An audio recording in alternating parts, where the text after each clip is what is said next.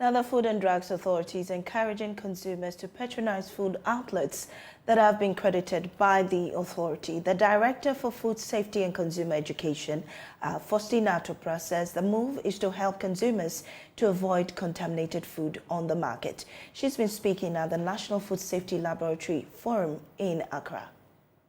The National Food Safety Laboratory organized an open forum and a panel discussion under the theme Food Standards Save Lives as part of this year's World Food Safety Month celebrations. The discussion focused on the role of stakeholders in regulating food standards across Ghana's food value chain.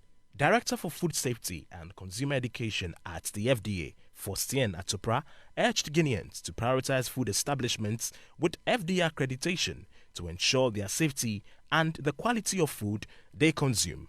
We also do inspections of food service establishments. This includes restaurants, canteens, chop bars, and the likes. And we inspect them to ensure that they comply with the good hygienic practices.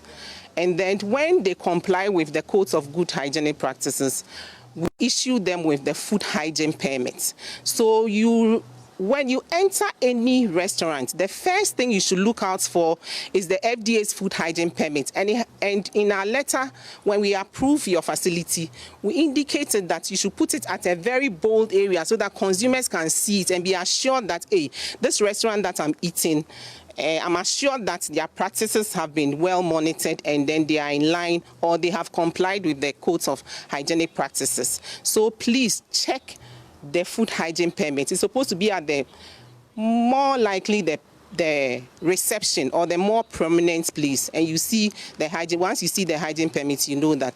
Vet technologist Claude Otu strongly advised consumers to ensure that they purchase meat exclusively from authorized butchers in order to avoid the consumption of contaminated meat.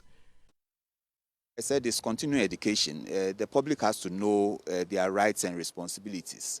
So whatever you want to buy in terms of meat, poultry, you have the right to ask whoever is selling where it's coming from. Where is the evidence that it's coming from this approved place? And one of the things that they can show as evidence, especially for the butchers, like I said in the statement, that there has to be a stamp. When we inspect any carcass and it's passed, we stamp it as passed. Otherwise, then they have to show evidence of their slaughter permit showing that this animal was slaughtered at an approved place, duly passed for human consumption.